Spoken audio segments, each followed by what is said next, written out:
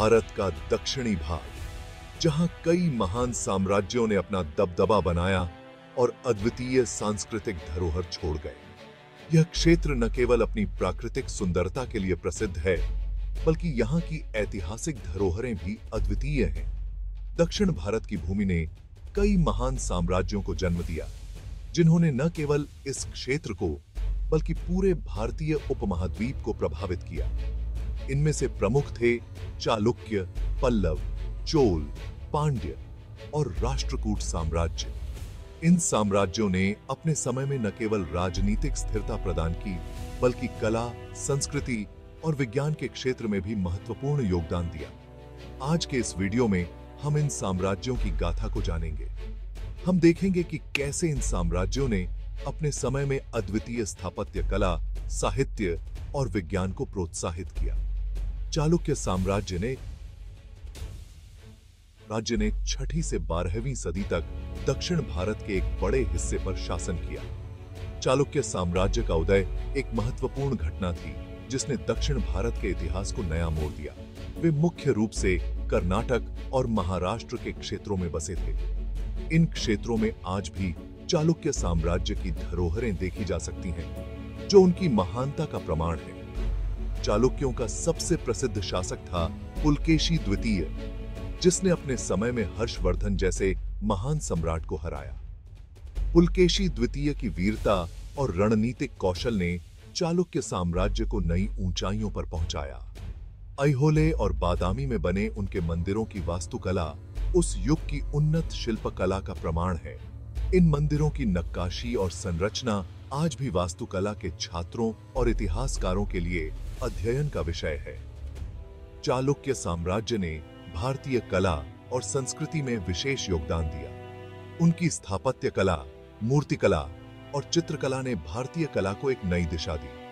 पल्लवों ने 4वीं से 9वीं सदी के बीच दक्षिण भारत में अपना प्रभाव जमाया। पल्लव साम्राज्य का उदय एक महत्वपूर्ण घटना थी, जिसने दक्षिण भारत के इतिहास को नया मोड़ दिया। इनका मुख्य केंद्र कांचीपुरम था। कांचीपुरम, जिसे मंदिरों का शहर भी कहा जाता है, पल्लवों की स्थापत्य कला का अद्वितीय उदाहरण है। पल्लव राजा महेंद्र वर्मन और नरसिंह वर्मन की महानता को कौन भूल सकता है। इन शासकों ने न केवल अपने साम्राज्य को सुदृढ़ किया, बल्कि कला और संस्कृति को भी प्रोत्साहित किया। महाबलीपुरम में निर्मित उनके पत्थर के रथ और विशाल मूर्तिकला विश्व धरोहर स्थल के रूप में प्रसिद्ध है। महाबलीपुरम की मूर्तिकला और स्थापत्य कला आज भी पर्यटकों और इतिहासकारों को आकर्षित करती है। यह साम्राज्य कला, शिक्षा और व्यापार में अपनी समृद्धि के लिए जाना जाता था। पल्लवों ने शिक्षा और व्यापार को प्रोत्साहित किया, जिससे उनका साम्राज्य समृद्ध और शक्तिशाली बना। चोल साम्राज्य भारतीय इतिहास के सबसे समृद्ध और शक्तिशाली साम्राज्यों में से एक था। चोलों ने अपने समय में न केवल दक्षिण भारत बल्कि पूरे भारतीय उपमहाद्वीप को प्रभावित किया। इन्होंने 9वीं से 13वीं सदी तक दक्षिण भारत और श्रीलंका पर शासन किया। चोल साम्राज्य का विस्तार दक्षिण पूर्व एशिया तक हुआ, जिससे उनकी शक्ति और समृद्धि का प्रमाण मिलता है। चोल राजा राजराजा प्रथम और राजेंद्र चोल के नाम आज भी गर्व से लिए जाते हैं। इन शासकों ने अपने साम्राज्य को सुदृढ़ किया और कला, संस्कृति और विज्ञान को प्रोत्साहित किया। उन्होंने न केवल दक्षिण भारत बल्कि सुदूर दक्षिण पूर्व एशिया तक अपने साम्राज्य का विस्तार किया। चोलों की समुद्री शक्ति और व्यापारिक संबंधों ने उन्हें एक वैश्विक शक्ति बना दिया। तंजावुर का बृहदेश्वर मंदिर उनकी महान वास्तुकला का अद्वितीय उदाहरण है। यह मंदिर चोलों की स्थापत्य कला और धार्मिक योगदान का प्रतीक है। पांड्य साम्राज्य दक्षिण भारत के सबसे प्राचीन साम्राज्यों में से एक था। पांड्य साम्राज्य का इतिहास बहुत पुराना है और यह तमिलनाडु की संस्कृति और इतिहास का महत्वपूर्ण हिस्सा है।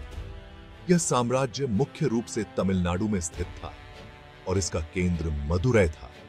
मदुरै, जिसे मंदिरों का शहर भी कहा जाता है, पांड्य साम्राज्य की स्थापत्य कला का अद्वितीय उदाहरण है।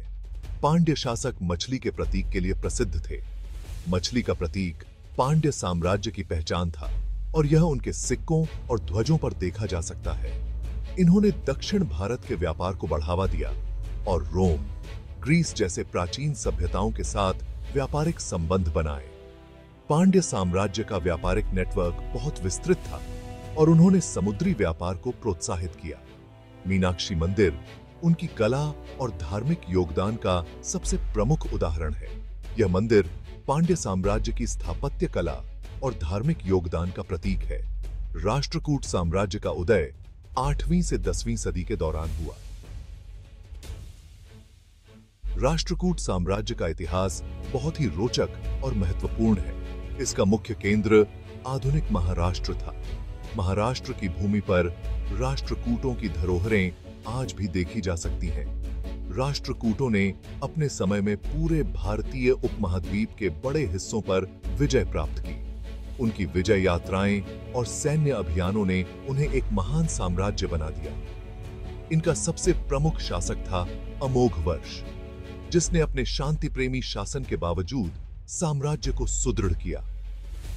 अमोघवर्ष की शासन शैली और उनकी नीतियां आज भी अध्ययन का विषय हैं।